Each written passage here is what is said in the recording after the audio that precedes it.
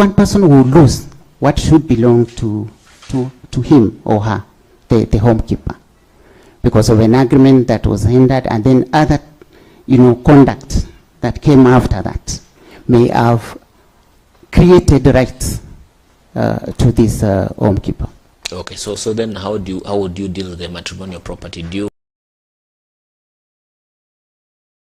know prenuptial agreement and then apply your mind?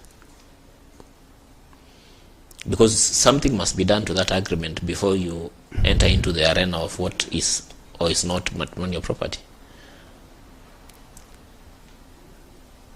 Well, I'm thinking, Commissioner, that that is something I would consider.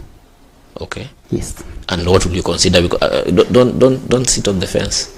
No, I'm saying looking at this agreement, okay. And I'm saying that this is what parties agreed. This is where we are today. Okay. What are the rights that have been created since then to where we are? All right. Yes. Thank you, CJ. That's all. Thank you, Honorable Chair. Honorable Ithuku. Let's look at let's now move from matters matrimonial and go to matters devolution. Yes. There is a principle in law known as the pleasurable doctrine. Pleasurable doctrine. Yes. Have you heard of it? I'll be honest and say that I'm hearing it now. Okay. I'm sure as we discuss, you'll get to know what that is. Yes. Section 31 of the County Governments Act makes provision as regards the powers of a governor, and it says that a governor may dismiss a county executive committee member, yes, whenever he deems fit. There is a county executive secretary who's been fired by his or her governor, and the matter is brought before you for determination. yes. And while bearing in mind the provisions of Section 31 of the County Governments Act, vis-a-vis the employment rights of this county executive secretary, and also bearing in mind the pleasurable doctrine, which I want to believe that you are now beginning to understand what that is. Yes. How would you deal with such a matter? Thank you, Commissioner. That pleasurable doctrine seems to be like when you used to say you serve at the president's pleasure or the... Yes, you serve at the Crown's pleasure. Yes. Right. If the matter comes to me,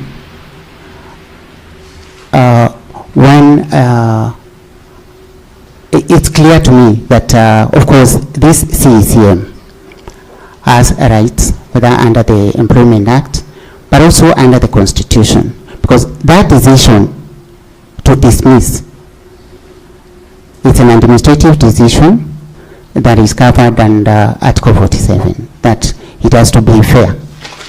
So we will go into how the person was dismissed before we make a determination as to whether that dismissal was legal, was constitutional, and whether it was fair. So I do not think that the pleasurable doctrine gives the governor or the appointing authority a blank check to just walk in and dismiss people without following due process, whether you are talking about notice or reasons, and hearing the employee on exactly why. He may have, under the law, of course, the power to appoint and dismiss.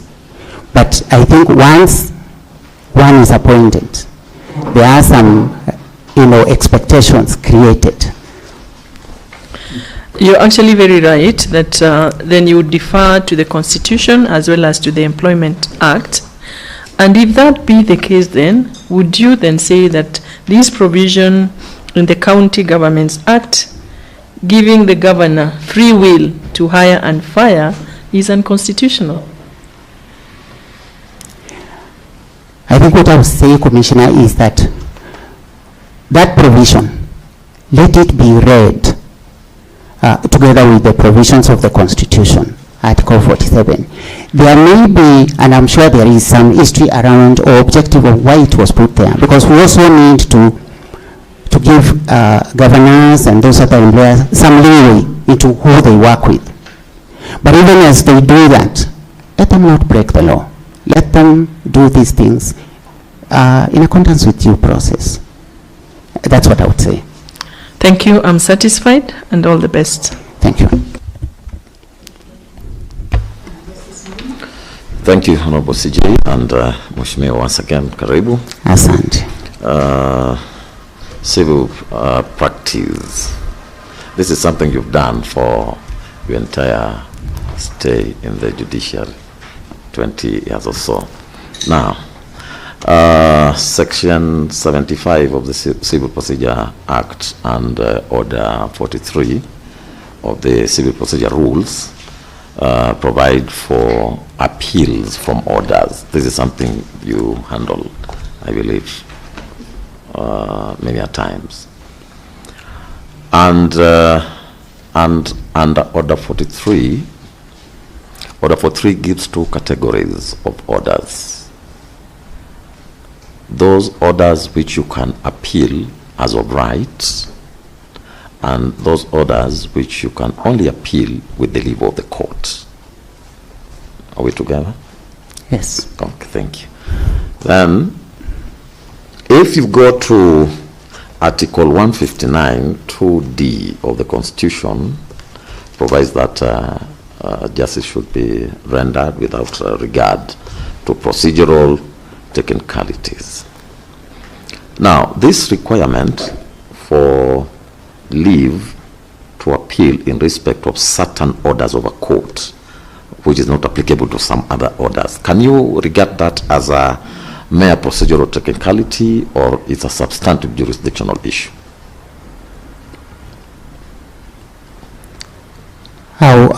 I would regard that as a substantial jurisdictional issue, because it says you have no leave, then you have no access. Thank you. Honorable CJ, I think I'll stop there, and with your permission, I beg to leave.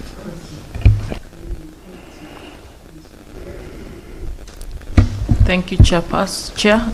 Good morning once again, Your Honor. Good morning, Commissioner. Okay, you need, yes. Yes, you can take some water.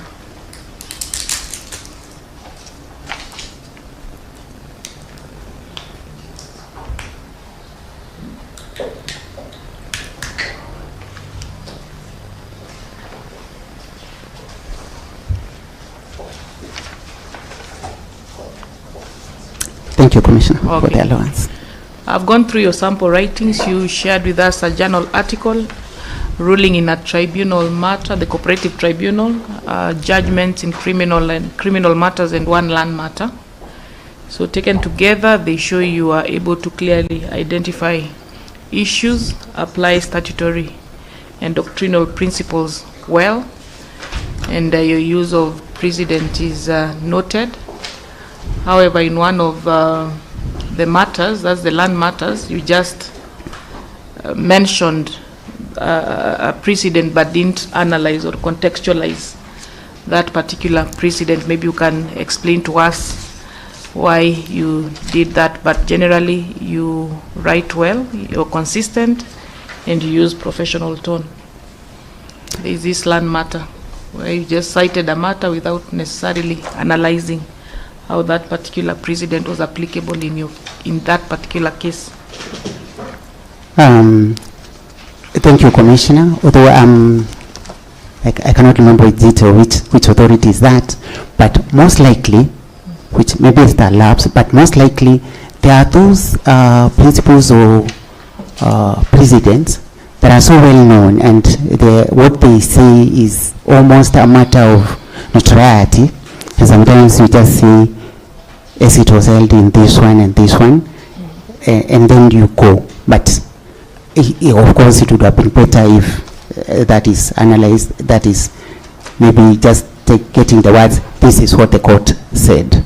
I'm thinking it could be one of those. Okay. Still on the same matter. Yes. Where this is a case where the plaintiff alleged to have bought land from the defendant. Yes. And the defendant also put in a counterclaim saying, yes, the plaintiff bought land, but only one portion, yet the plaintiff had acquired 2 titles for different parcels. The defendant put in a counterclaim. You remember the matter? I do remember. Yes, and among the grounds they had listed was fraud, why the title to the plaintiff ought to have been cancelled. He alleged fraud. The wife came to give evidence saying that she never participated in the transaction. Does her or did her evidence matter in the proceedings as a wife when it comes to transfer of or sale of land?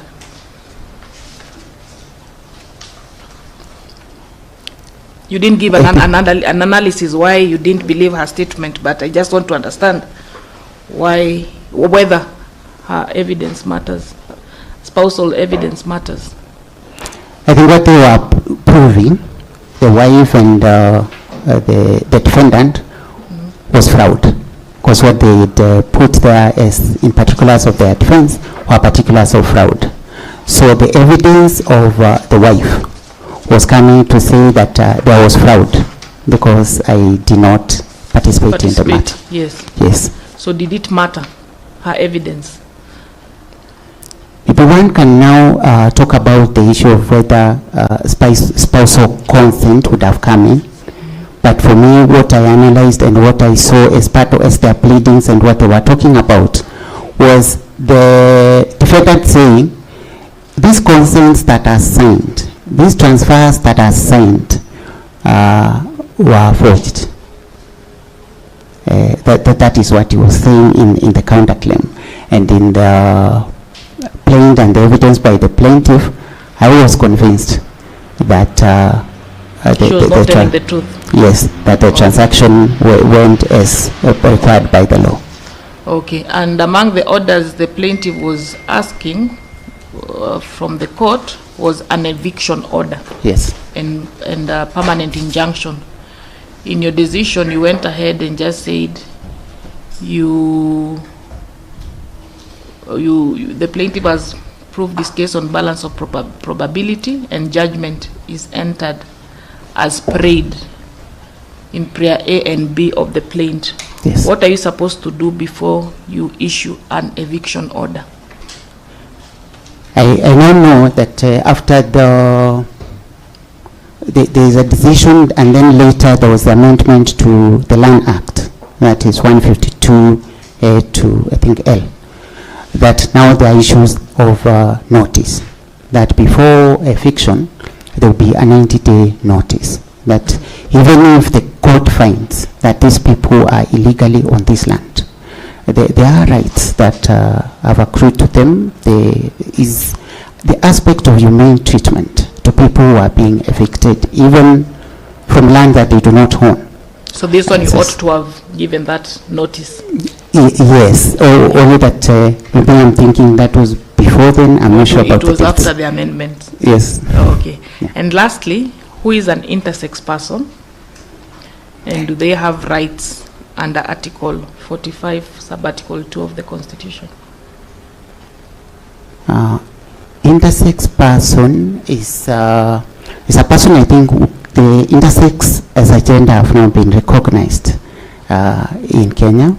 This is a person who has both male and female, presents both male and female genitalia, and therefore cannot be grouped exclusively as female or male.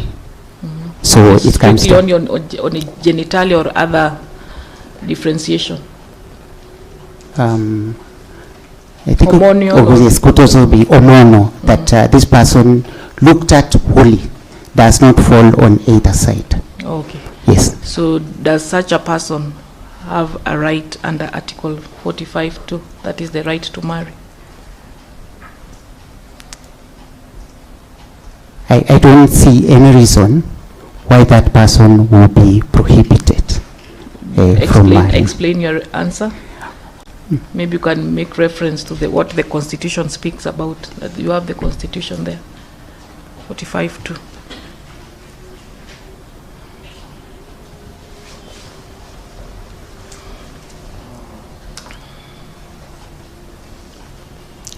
Yes, I see that, Commissioner, that the Constitution gives the right to one to marry a person of the opposite sex. That seems to present a problem in that once we identify them as to be not of one of the two, then that will be an issue as to accessing, that right to marriage. But my thinking is that if we look at the Constitution holistically and say, these are human beings. Why would we, on the basis of the way they appear, because intersex is not even a matter of choice, why would we say that because this person was born this way, then just by that accident of birth, they are precluded from getting married? I think it's a discussion that I do not remember as at now seated here, whether it's a matter that has engaged superior courts in terms of that right to marriage. Okay. Yes. Thank you. And I also must commend you for the work you do. Members of the Law Society in Mombasa are okay with how you manage your court and the stakeholders. I wish you the very best. Thank you. Thank you, Commissioner. Yes, good morning again.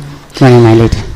Please, if you are able to, in a nutshell, take us through the process of removal of a judge from the beginning to the end.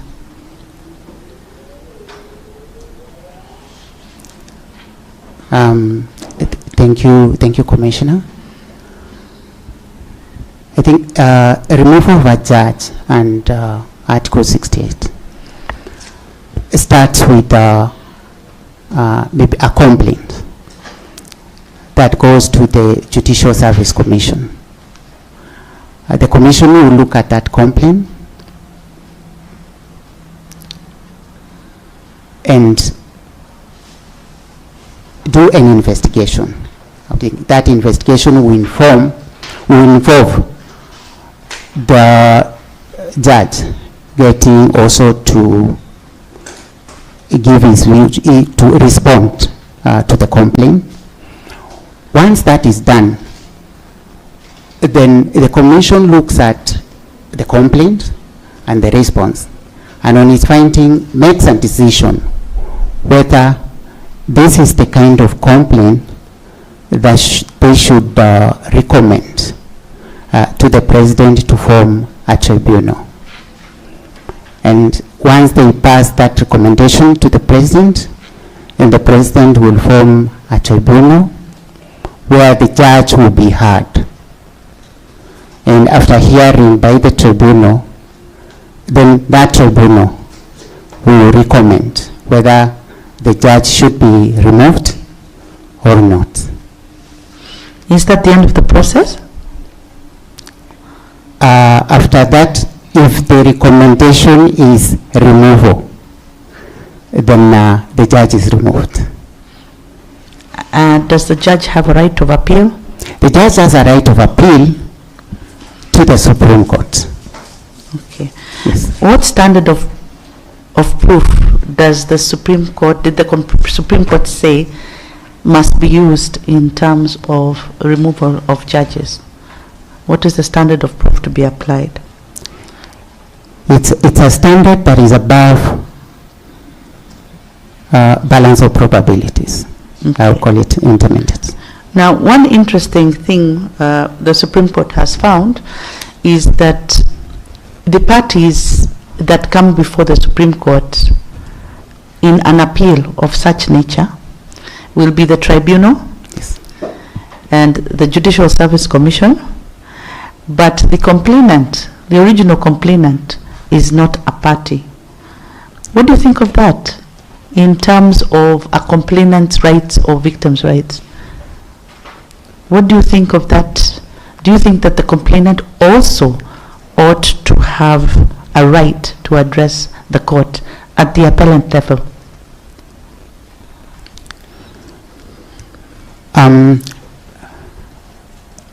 My feeling is that it should, because that appeal, the appeal before the Supreme Court, if it's successful, it takes the matter back to where it started. I mean, the judge goes back to office, and at that point, although the complainant was heard, its complaint was processed all the way and was heard by the tribunal. But I think it will, in terms of just the victim, getting to hear the victim, in my view, it will be fair if the complainant gets an opportunity to hear and respond to what the appellant is telling the court at that level.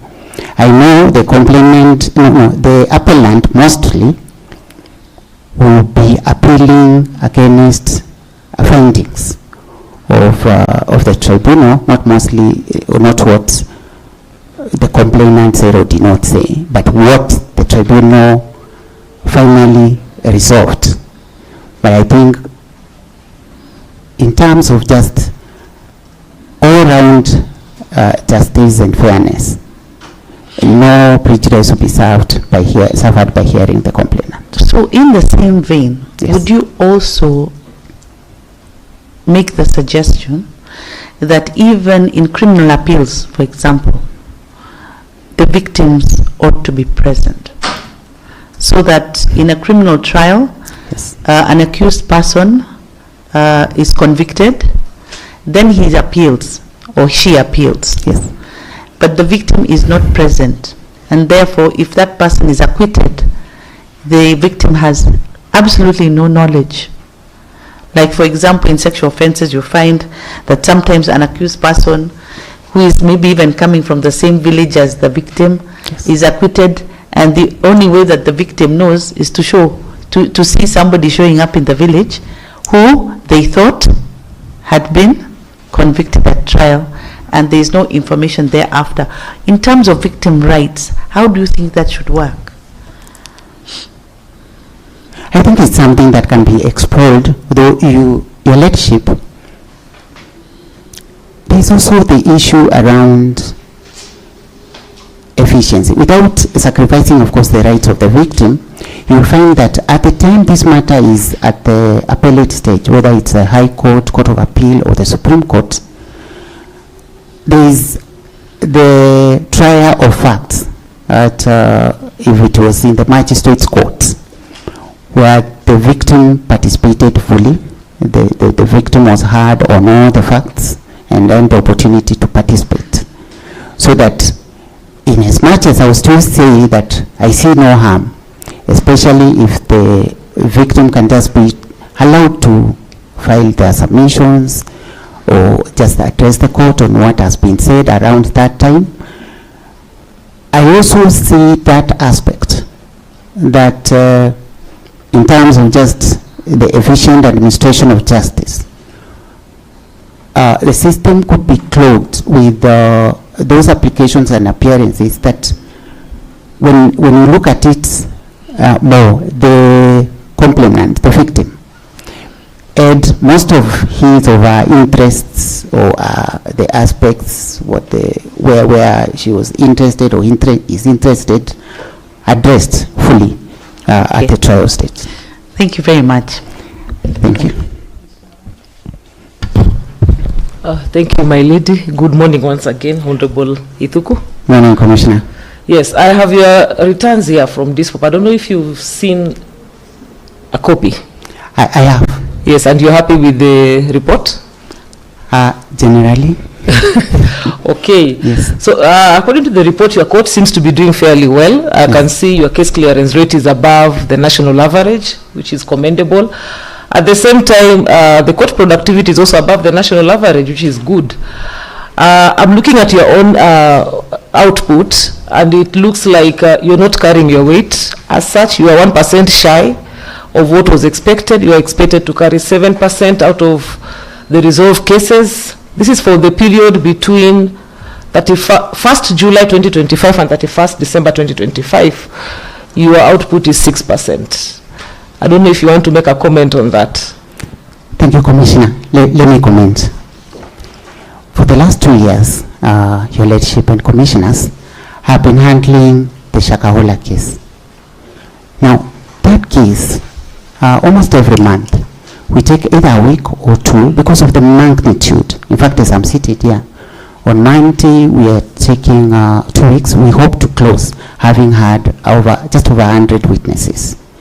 Now, because of the nature of that case, we agreed with everyone involved, the defense, the prosecution, that we give it priority.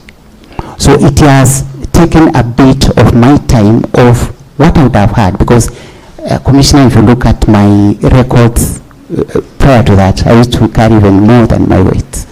But I would say that's one of the reasons, and it's a major one, because you see, even though that's a major case, you are hearing many witnesses taking so much time, it will not come to that record as matters finalized, because it's not yet finalized, but still taking a lot of my time. I also do a number of ESCC matters that also seem not at that Shakahola magnitude, but it also seem to take a bit of time. I'm also the head of station of Mombasa, but I work. I'm not giving those excuses. Okay. Yes. We've heard you on that. I think that's why we are even having a discussion around here about case weighting, because these results are based on treating each case as if all the cases are the same. So we hear you when you talk about the scenario you have with Shakahola. So moving on to something else, I want to give you a scenario. You just want to test how judge ready you are. Yes. So you are appointed as a judge, posted to a station where you are the only High Court judge, and you do a case audit, as I expect you would do if you're successful, and then you find in your docket you have 2,000 P&A cases, succession cases, both contested and uncontested. You have 1,000 civil cases and about 200 murder trials. And so maybe you can just walk us through how the practical steps you will take to organize yourself so that you expedite the resolution of these cases. Thank you, Commissioner. After the case audit, what of course will come out, as usually does, is the length of time each of these cases has taken in our docket. And therefore, the first thing I will do, because many of those cases I expect now that a High Court level will be represented, is hold a meeting, a stakeholder meeting with the bar, where we will agree that these matters that have taken time, we will prioritize them, and then we get them off the list as soon as possible. I know also, especially because we've mentioned P&A, and it's something we've dealt with, that what happens in many of these matters is that once people get grant, they tend to disappear. So you might find that there are many of those succession matters where the only thing you have is a grant.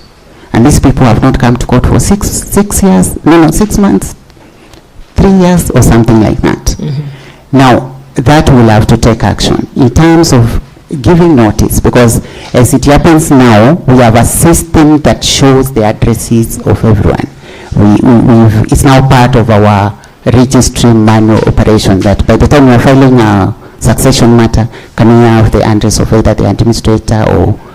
So we'll use that to give notice to those people, take dates, so that they come and we get to clear those matters, whether it's confirmation, whether there are objection proceedings that have been pending, and then that way we'll be able to handle the backlog and have now a docket that is clear. All matters have dates, all matters have been dealt with. There is a possibility that sometimes you issue these notices and parties don't come, or they cannot be found, or you realize, actually, the reason this administrator has not come all this time, he passed on. So when you have that information, then you can deal with what is in your docket, so that matters are not on your record looking as pending, when actually there's nothing pending. Yes, actually that was going to be the next limb of my question, but before I go to the next limb, I wanted to also point out, as you go through your succession docket, remember I said contested and uncontested. Yes. Sometimes it's better to get rid of the ones that don't have issues, so that you quickly conclude them as you deal with the contested ones. Yes. But now, suppose someone doesn't come after you are right, you serve them with a notice. I think it's under section 74, 73 of the Succession Act, the Law of Succession Act. Yes. So they don't show up. Just as you said, because often that will happen. What do you do? Now, they have not shown up. We don't know why. But they have left the grant unattended all this time. For me, I think now I'll fall back to Section 76 of the Law of Succession Act. That is a grant that has become inoperative. And what I'll do is revoke it. Okay. Yes. Revoke and close the file. Yes. Okay, thank you, and I wish you well. Thank you.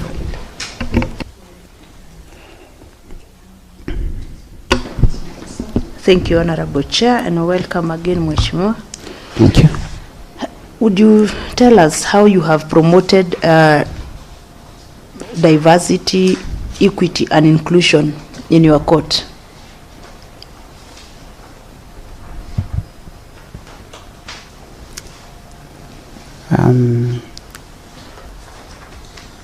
Commissioner, as I started when I was saying on diversity, we know that the parties who come to our courts are not all the same in terms of status. And I think this is where our blueprint start comes in. That it is our mandate to look at those people who are vulnerable and take care of them. You don't sit there just because there is a date given and expect everyone will come. In Mombasa, for instance, we have put in place wheelchairs. These wheelchairs, what they do is when people come who are disabled, we are able to move them around our courts. We've also done this last year. We realized, because there are many times you see in court nursing mothers who have business in court. So what we did as a court, together with stakeholders, the COC, is we put in place a nice place where mothers can sit with their children, babies, and nurse them, and also children who have come to court to testify. You see, there will be young ones where the court environment really is not the right place to keep them until their matter is reached, in as much as we want to give them priority when they come. So we shepherd them to that place so they can be there until we reach them. So I, as a leader, have taken those deliberate steps to ensure that everyone who comes to our court, we meet them at their point of need so that they will feel accommodated and they are included in our processes. Okay. Yes. Very well. Now,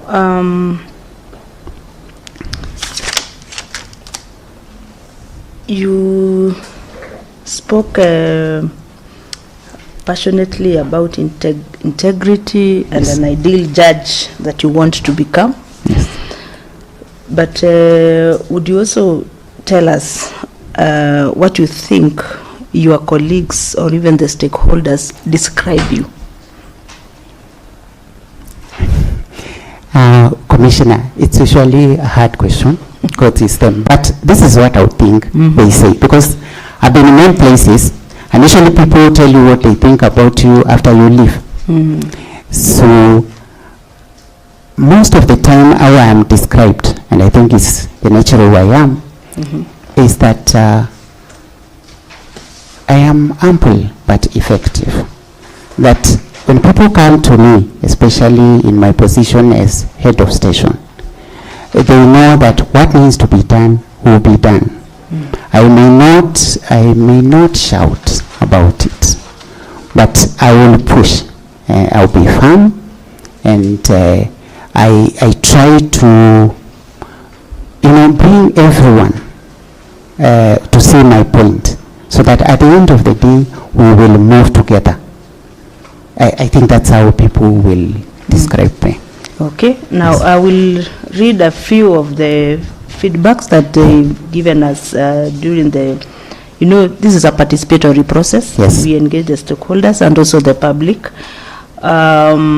First of all, I commend you because they say you are a person of high integrity. Your integrity definitely is not in question. However, they have a few comments that maybe I would want to share with you, and then you give us your feedback, because some have observed that you appear indecisive in some of the decisions, as he focuses more on balancing both interests and ends up lacking clarity. It was also observed that he has failed to intervene in several complaints against Court 5, where there have been complaints against the temperament of the judicial officer who shouts at litigants and advocates in courts over very minor issues. There were also allegations that as a head of station, he tenders to favor ladies and treats them with special consideration. But these are just nothing to be held against you. You just need to, they have a right to maybe hear. I have no problem with the comments being made. Yeah. In fact, it's when the feedback comes in, that sometimes they may help to build me and develop character. I'll start with the first one. Mm-hmm. I do not know why one would say I don't make a decision, because especially as court, most of the time it has to go left or right. They usually, in the way we decide cases, there is no draw. I don't know, maybe sometimes people come to court with a very hard line of how they want their matter to go. Mm-hmm. So towards the end, when the decision comes out and realized, well, actually I have won, but not in the way I thought, not as decisive, not the amount of cost and damages I thought I would get is not what I'll get, but I'm guided by the law and the facts that are before me. I cannot understand the complaint about Court 5. I will say here, because this is the commission, that our Court 5 is one of the most hardworking. I know who sits in Court 5. I have not, as I sit here, I do not have a complaint on my desk. And there may be those about files and things which come through the ombudsman. We respond to them, and as head of station, what I do is, it's a complaint that comes through the OJO, and it involves a JO. I pass it to them, they give a response, we look at the file, and we respond. And I can also report seated here, that not just about Court 5, because I don't remember about it, the ones that have come, we've responded, and they've been closed. So that's what I can say about that. Now, the other one is simply untrue. I don't know what specifically they are talking about, because we share work. There are people who have responsibilities, and they take up their responsibilities. Yes. You don't favor ladies and treat them with special consideration. I don't remember anyone. No, I am a fair administrator. I'm a fair administrator. I give everyone what they deserve. Thank you. I'm satisfied, and I wish you all the best. Thank you, Commissioner. Thank you, Honorable CJ. Honorable Kimanzi, I have a few questions for you. Yes, nothing from what the public is saying, so you can relax a bit. I want to test your soft skills. Do you know is there a difference between visionary leadership and transformative leadership?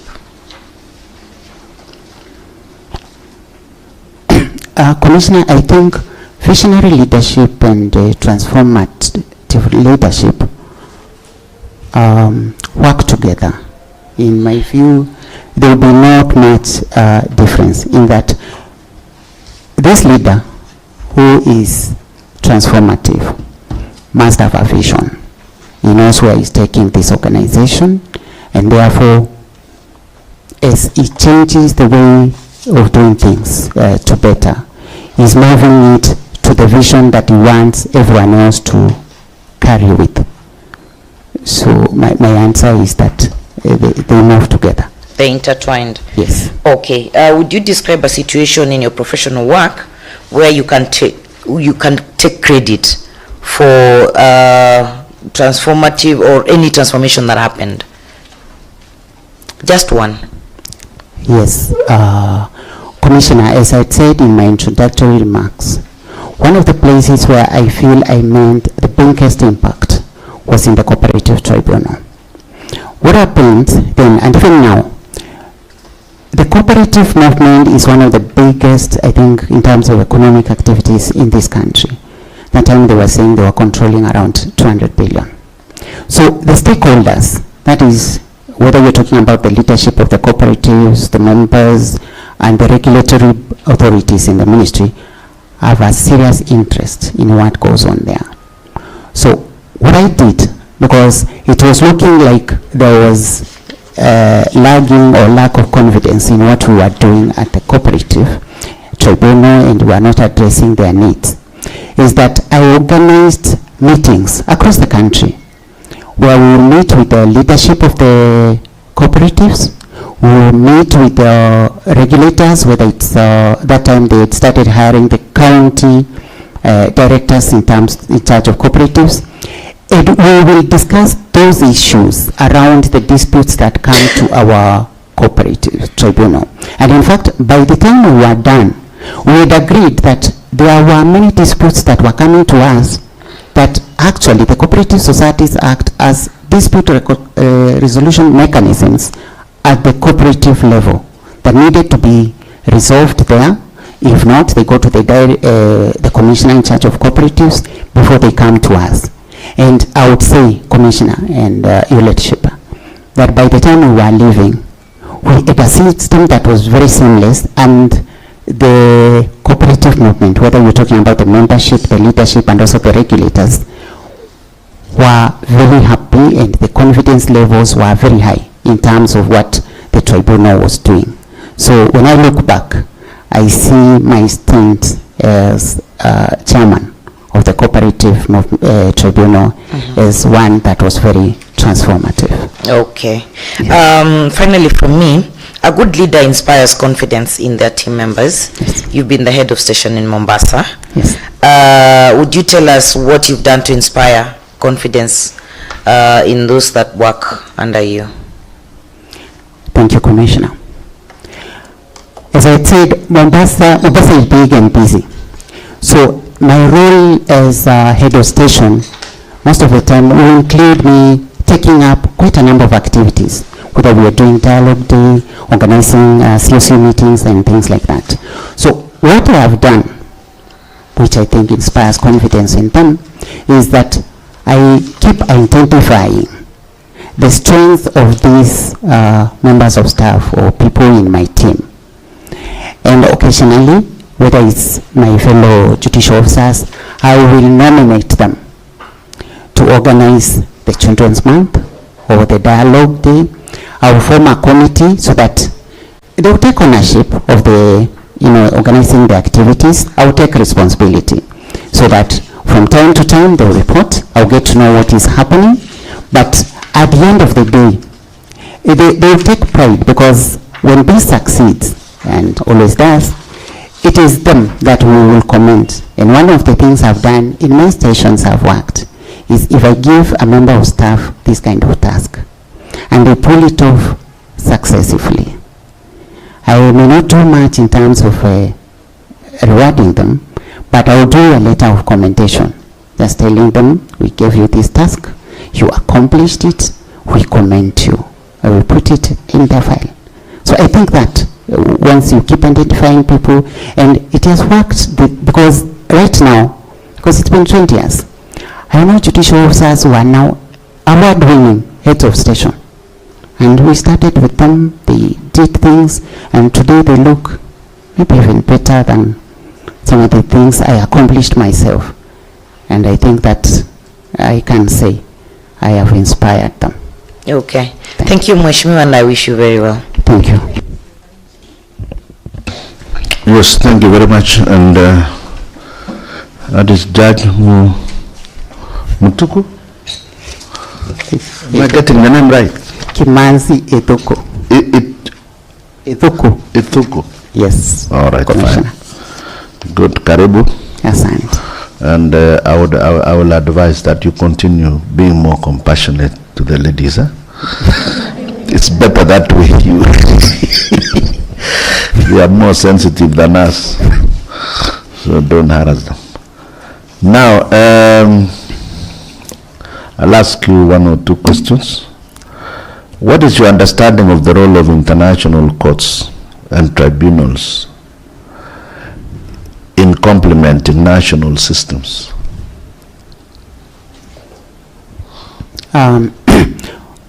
Commissioner, I think their role, they play a very important role in that in the international relations, or just the way we relate as states, there will be offenses, or there will be issues that are universal. Something happens in Kenya and touches interests maybe all over the world.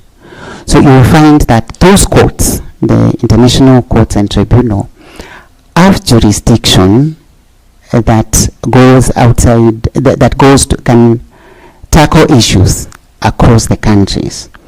And I think that is beneficial and complementary, because there may be issues that the municipal courts may not be in a position to handle, or there are others where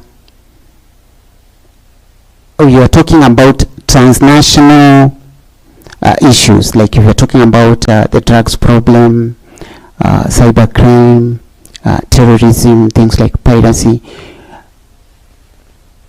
You will find that maybe those tribunals, those bodies are better placed to handle those disputes than, say, courts of the individual states involved. I think I'm satisfied. Thank you. Thank you, Commissioner. Thank you very much. I think this almost brings us to the end of this interaction.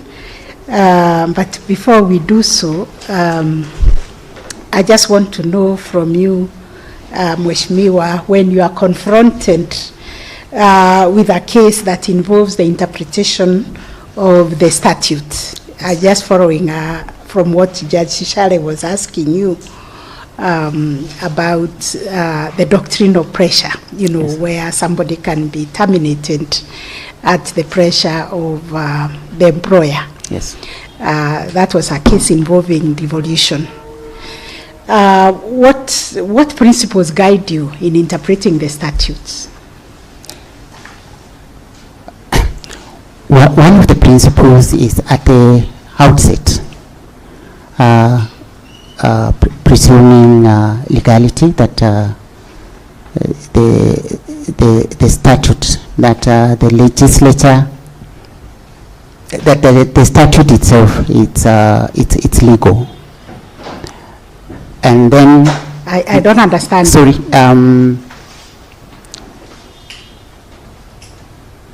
That in interpreting, let me start. Let me start again, Your Lordship. Yeah. So when confronted with a statute and you need to interpret it and get its meaning or import, the first thing is to look at the text of that statute. The text. The text. Yes. What it means in plain language. Yeah. And then you also look at the objective. Most of the statutes will say why that statute was enacted. And then after that, after seeing the objective, you look at whether that statute conflicts with the Constitution to determine its validity. I think those are three. Okay. I think I'll leave it at that and bring this to an end. You can look at it more carefully because you have to look at the intention and also look at, the context within which the law was promulgated, because no law is promulgated in vacuum. But I'll take the answers you have given. Yes, Just one small issue. Are you aware of any decision that has been made in respect of that doctrine of pleasure?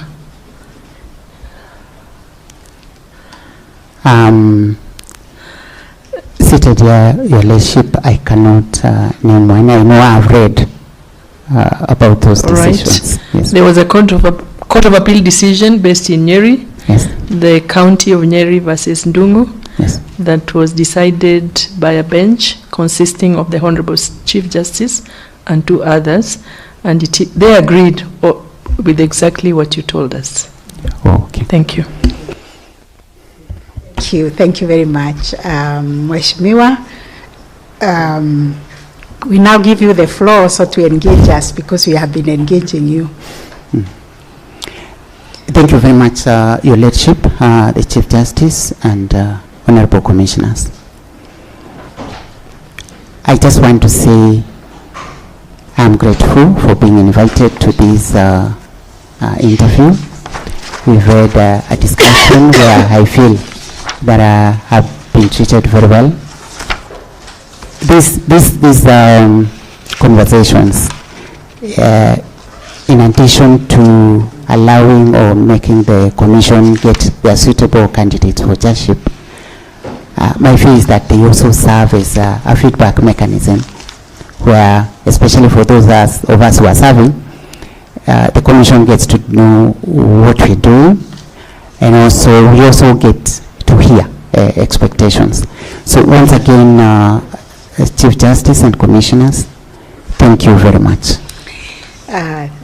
We wish you well on behalf of all these commissioners. We wish you success and encourage you to continue doing the good thing that you are doing in Mombasa, because you are serving the public. Yes. Yes, continue serving them well. We'll get in touch with you when we complete the exercise. It's a very competitive exercise, Yes. but we encourage the candidates to keep their hope and continue doing the good work that you're doing. Thank you. You are released. Asante sana. You can carry your writing pad and your water.